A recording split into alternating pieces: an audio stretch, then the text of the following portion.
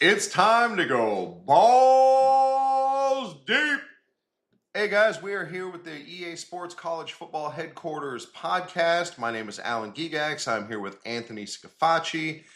And we are going to continue a little bit where we left off by talking about the questions that you have to answer to get into the page. And they all have a bit of a theme. Anthony, why don't you get started? Well, first, hey Alan, how you doing? I'm well. I'm glad we're moving past golden showers to scat stuff now.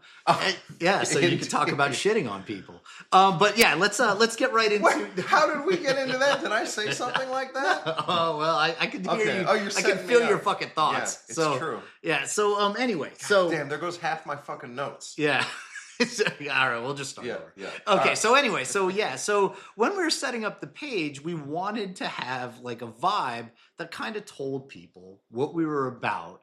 And I always felt like the questions are kind of dumb because like we're not making people take a test. Right. We just want people to really just kind of weed out, are they fucking robots or not? Right? Yep. And so if we're going to be doing that, we try to at least have fun with it. And one of our favorite movies is Pulp Fiction. Sure. Right. And we have, for the past, I don't know, however many years since its release, quoted lines from it because they're still relevant today. Right. And you know, because things are just not our business, so to speak. Right. Right. And so we decided to go with that theme of about like, what does Marcel's Walls look like? Right. And there's times where I actually forgot that was multiple choice. Right. And so everybody's like, a bitch, and I'd laugh, and I still laugh at some of the things, but because you think they're answering that, like they're typing in a bitch. I made it multiple choice. It's big, black, or a bitch. Yeah, right. Yeah, exactly. He's bald or whatever. Whatever it was. Yeah, so we had these Pulp Fiction questions. They're still there, and it's often that in our first question, which is our robot test, people will also quote Pulp Fiction stuff. Right. Now, I don't know if you see all those, but some of them are fucking fantastic. So the question is, say some random ass shit that a robot wouldn't say. Yeah, and so often people will talk, like I've had people quote Winston Wolfe, Butch, just all kinds of stuff from the movie. And to me, dude, it fucking warms my heart. Yeah, I'm telling you. It tells me that these are my people. Right, they get it. Yeah, they get it. Right. Yeah. And that's not, a robot would not do that. Yeah. And so, overall, it's been a success. I wish, though, people would get it just a little bit more and understand that, like, we're not taking this that serious. And that kind of bleeds over to, like, our storyline stuff, right? Like, this tells you, like, dude, we're not real stuffy. Right. Or whatever. We're here to have a little fun. Right. And so, the questions... I keep wanting to change them. Every so often I'll send you like texts or whatever and suggestions for like, hey, what else? And then I always bitch out. I'm not going to lie. I bitch out about changing them because I feel like, well, they've kind of established who we are. Right. I mean, at this point, I don't know if we're known for it, but I'd hope word has traveled the internet. Right. And when you want to change them, often you want to change just to other Pulp Fiction questions. No, 100%. Yeah. I've thought about, well, maybe we could do training day. Yeah. And stuff like that. Dude, he'll send me stuff that says, like, question, are you all right? Answer, I'm pretty motherfucking far from all right. Oh, dude, it's so good. Yeah. And just want to go on and on. Like, I'm thinking about how fucking funny that is if you're going to apply to a college football page. Right. And these are the questions you're being asked.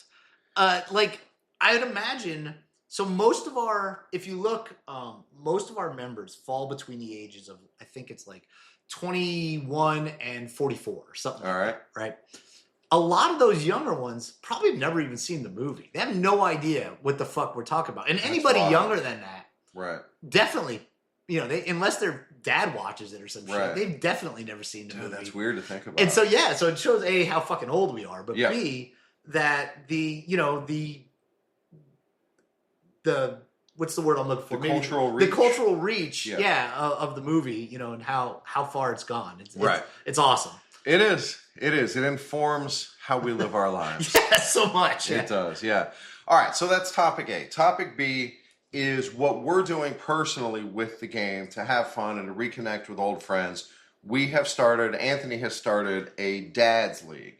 And the idea is that we all have kids, we have full-time jobs, we have busy schedules where we just don't have time to sit in front of the game all day long and advance, like if we're going to play an online dynasty, to advance every few days. So we have a league where it's much more casual, it's not super competitive, we're taking shitty teams, and we're just going to have fun with it and give us something to do like once a week. So tell us a little bit about the league. Well, so yeah, we started to form the Dads League, which I actually thought was this genius, unique idea, and then I realized it's not. Right. Most of the people that love the college football game are actually older, kind of close to our age range. Right. They go back to the older game. Right. So like 14 and a lot before. of them are now dads. Right. And so, the idea of a Dads League that runs a little slower and is a little bit less competitive, it appealed to more than just one person. Right. It wasn't just an idea only I had. Dude, speaking of dads, I got to interrupt real quick because I saw a post on our page where somebody's kid wanted to play. They had like a 6-year-old kid wanted to play against dad. Yeah. And dad just fucking smoked him. It went like 78-3. Yeah. You don't want that heat. Yeah. Kid didn't want these hands. Yeah. Actually, I came up with another great idea that I had for a league that I want to share. But let's just talk about the Dads League real quick. So the Dads League, what we did is we contacted our friends that were likely to play, wanted to see if they were in, and then I posted about it on the page, and I wanted to keep the league small. In college football 25, you can go up to 32 members. I personally believe that those become very cumbersome, that the turnover rate for those leagues is extremely high, and then you just spend a lot of time chasing new members, and it's just a revolving door. So I wanted to keep it a little small. So we actually started with 16. It took us a little while to get everything set, but once we did, everybody was able to pick their teams. Like you said, we all picked lower tier teams, which gives us that rebuild and also takes the edge off of people that expect to win the championship in year one. Right? Because they're likely not going to. Yeah, the teams that we picked were all 1 or 1.5 stars. And it turns out there's a good number of those teams in the game. So we had enough to choose from. And then there were additional restrictions. Yeah, so one of the restrictions we added was there was no Florida, no California, and no Texas teams. The reason for that is because even with the updated recruiting system, the pipeline with system. The pipelines, if your home state is in Texas, California, or Florida, those are the tier 1 recruiting states. You still have a huge advantage. Right. And so we wanted to get teams out of there to take away the at-home advantage. It's still, everybody's still going to recruit those 3 states. It's just you're not in them. Right. And so that was one rule. Another rule we added was play cooldowns and play limits. Yes. So this is something that I love. I wish you could do it so offense had one number and defense had a number. Right. A different one. What is our number? 4. Yeah. So there's a 4-play cooldown and a 4-play limit. Now, to my knowledge, it hasn't hurt anybody. I, a long time ago, came up with this idea for something I called the suicide playbook, where to make the older game harder, because after years of playing it, it just, no matter what I did, I was going to win. So I tried to make it harder, and so what I did is I created a playbook. It was a small playbook, but the key was I could only call offensive plays 1 time per game. And so this was to eliminate cheese and to eliminate money plays and things like that. And I did some other things that I won't go into here, but you could 1 time a game. So now with 4 times a game, it does restrict people, but it's not so restrictive that it's a problem. I would personally like to nudge it down to 3 already, right? But on the defensive side of things, it really makes it harder. Right. It's offensively, it's not really a problem, but defensively, it definitely is. So I wish you could separate the 2, but you can't. Another rule that we came up with was like no chew clock. Like you can't chew the clock until the game is essentially over and your opponent can't stop the clock. Right. This is in player versus player. Yes, games. this is player versus player games. But the play calling restriction is league-wide. League-wide, yes. Yeah, whenever you're playing. And yeah, to your point, It's been difficult on defense. I'm going deeper into the playbook, calling different formations. But in a way, I like that. Yeah. Because that's the idea. You have to get more creative and actually think. Yeah, because typically, the more you play these games, the more you find out how broken some things are, right? And I used to play, on 13 and 14, and there were definitely broken defensive plays where you could get a sack one every 2 or 3 times you called it. It just very suffocating for the other team, whether you were playing a person or not. It just didn't matter. And so we wanted to get people away from playing with broken plays. If it becomes a problem, then, we might actually nudge it down a little further from 4 to 3. That would be a pretty big nudge. It would. It would actually cause people probably a lot of problems. I've noticed that between the cooldowns and the limits, it does make it harder. It does. It does. There are definitely times that I would like to go back and call that same play again. But the computer is also supposed to be set up now that it can recognize when you call the same play again, and it's supposed to shut it down. Yeah. Like all Tecmo Bowl back in the day. Yeah, but it does it. I'm telling you, it does. I guess if you turn it up to its most aggressive setting, it probably does a little bit more. But, I can tell you from playing people online that spam the same 3 plays, it helps. But, dude, it's not restrictive enough. Right. It should be, like, if they call the same offensive play 3 times in a row, that shit should get killed. Right. But it doesn't. It's just the way it is. And that's, these problems that have been persistent in online play forever still exist. Yeah. And so the league is an attempt to curb that as much as possible. And then on top of that, we were choosy with who we let into the league. Yeah. We're not going to play with people who are cheesy like that. No, and so far hasn't been a problem. Right. We did have one person rage quit out of the league because he threw 6 picks in one game and it cost him the game. And they were all 4 of them came in the last 4 minutes of the game. The guy just lost his shit. He quit. He couldn't handle that hell. And he bailed out. And look, that's going to happen. The reality is people have a hard time taking an L. They right? do. And so that was one of the things that in this league, we made it clear from the start. Dude, you're going to take L's. Right. I've already taken 2 more than I wanted. Right. But it's going to happen. I'm going to lose games. You're going to lose games. Everybody's going to lose games. And as soft as that may be, dude, you got to be fucking okay with that. Right? Like, dude, if winning a video game is the best thing that happens to you today, you've lost it fucking life, bro. Right. One of our coaches is Kent State. And this poor bastard opened his non-conference schedule against Pitt, and then Tennessee at Tennessee, then at Penn State. Yeah, he's getting fucking ass packed. Yes, big time. Yeah, that poor guy. Yeah, but he'll come around. Yeah, but it's okay. It's year 1, whatever. Dude, if anybody's thinking they were going to win the whole thing in year 1, they're probably fucking delusional. Right, and once you start getting into MAC conference play, it'll get a lot easier. Yeah, exactly. Yeah, so that's been fun having these weak teams and these weak conferences, and we're all learning together, learning how to do the recruiting and what some of our the best strategies are. Yeah. And we're all kind of shitty at it together, which makes it fun. Yeah, which sucks because, dude, I'll tell you. Except for your brother. Yeah, my brother's really good, but my brother's also pretty obsessive compulsive. Yeah. And he went on vacation. He probably has 100 hours of play already. At least. He's told me he's played at least 30 games. Right? And I think I've played 7.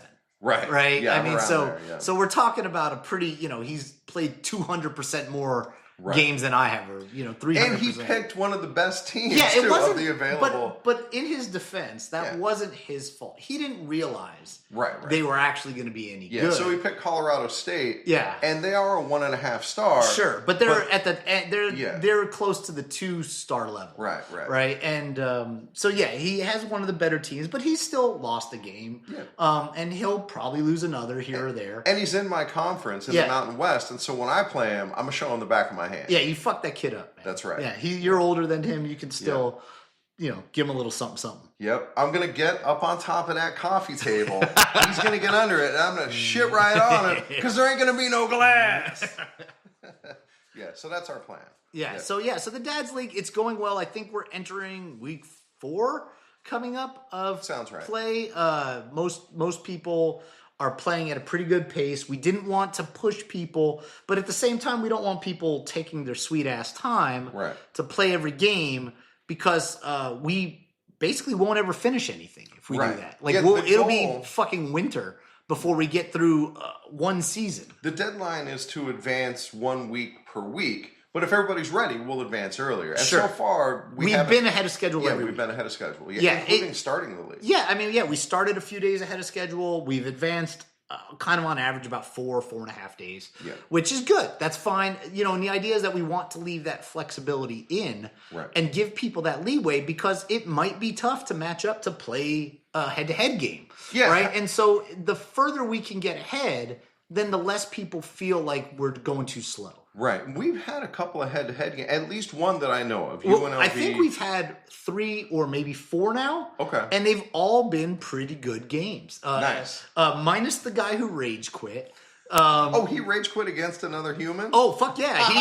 He lost his shit and rage quit out of the group. He may have left the whole fucking headquarters page. Wow. I don't know. Yeah. Right? I didn't really know the guy to begin with. He was one of our randoms. Yeah. But yeah, that L fucking crushed his soul, so to speak. Right? And I mean, it was the first, it may have been his first game or second game. Mm-hmm. But yeah, that one, it snatched his fucking soul. Yeah. It stomped it out in the middle of the field. Yeah. And I'm pretty sure my brother was watching the game because you can screen share. Right. And so my brother watched the game and he said, the game was pretty competitive. It was pretty even. There wasn't really any like cheese or anything like that. And it was all basically over a fucking flea flicker play. Oh. Right, that the guy had run once early in the game and then once again, while down, mind you, 14 points, run like late in the third quarter or something like that and got like a first down out of it. And then the wheels fucking came off. The guy threw like 4 picks after that. 2 went back for like touchdowns. He wound up losing the game. Oh. And that was it. He had fucking... Fuck this I hope he's alive. Yeah, somebody should check in on him. I'm going to check on that guy. Give him a welfare check. If you're wondering what the optimal settings are for a league, it is 6-minute quarters All-American. Yeah, so far we'll probably up the difficulty maybe in years 2 or 3 once people have acclimated. Because what we don't want is essentially like a league-wide winning percentage of like 85% or more. Yeah. Like we want people to actually like lose games here or there. Right. So at some point we may have to up it. But for now, we're fine. I mean, people are losing right now.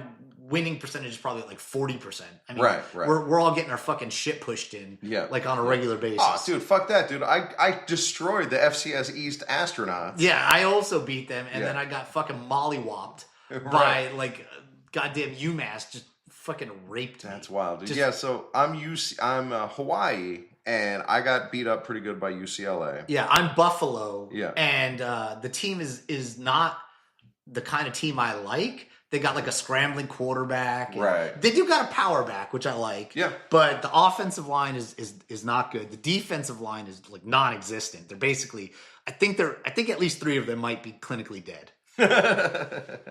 Yeah, but that's the fun, You have that struggle, you bond with your team, you build them up. And you know what I have not noticed, and maybe it's just because I'm not paying enough attention, is that in recruiting, there's so many recruits out there that I haven't really noticed that I'm in recruiting battles with other humans. What about you? Yeah, actually, I think it's because of the conference, the MAC conference. I think there's like 4 of us in there. Yeah. And so there are a lot of crossovers. But I'm telling you, my strategy so far is there's plenty of recruits to go around. Right. Especially like I'm going after like 1-stars. I'm not going to battle fucking James Madison University for a 1-star corner. Right. Like, dude, I'll find another 1-star. Yeah, there's another one out there. Right. Watch that guy will probably turn into a fucking Deion Sanders or something like that. But you know what? Like Shark Tank. Like I'm out because you've spent 10 points on this guy and I've only spent 5. I'm out. Right. So as the league goes on, we'll give you guys updates how it's going. Right now, I am the world's greatest college football player. My Hawaii Rainbows are 2-1. So good job us. Yeah. And what are you, 1-2? 1-2 now. 1-2, and only beat FCS Astronauts. Yeah, and then just got my shit pushed in twice. Anthony is terrible at this game. Fucking, he's an embarrassment. I also got fucking crushed by Missouri. Was down 28-0 first quarter, but I staged a good comeback. I wound up losing only by a touchdown. Yeah. But dude, they pile drove me. It was not good. Missouri's a good team. Yeah, they were very good. Fucking drum. All right, so that'll do us for today, guys. Thanks for listening in, and we will catch you later.